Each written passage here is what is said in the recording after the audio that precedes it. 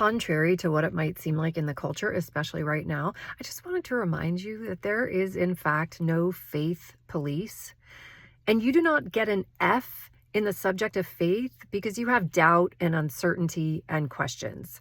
In fact, Abraham may have been the father of faith because his faith was legitimately next level, okay? You know, he walked his son up a mountain to potentially unalive him, and that was thankfully not required. But everyone who followed after him was somebody who was deeply doubtful, deeply uncertain, deeply insecure, deeply felt like they were the wrong guy for the job. They flailed around. And God sort of was like, I'm okay with like a 95-5 ratio, 95% being doubt, 5% being your faith. I can use that. I can make do with 5%.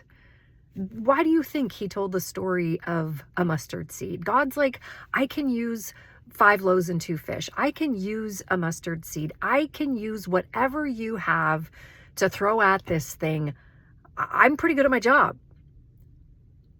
God is in the business of being in relationships with humans who have doubt. That's like possibly his job description. He's like, I take full responsibility for the fact that I created you in such a way that you can't actually see me, hear me, etc. with your senses, or at least the ones that you trust the most.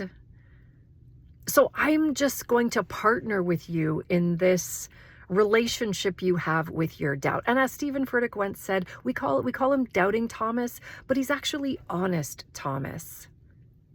And God, by the way, said the same thing of Job. God honored Job for articulating his questions rather than hiding him. So don't you dare let anybody come along to make you feel like you need to have your tail between your legs because you're asking questions and because some days you wake up and you actually don't know what you believe anymore.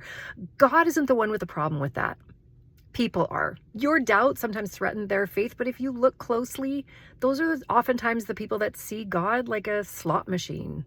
Like, God, here's my order. I'm ordering this from the universe. Can't wait for you to deliver.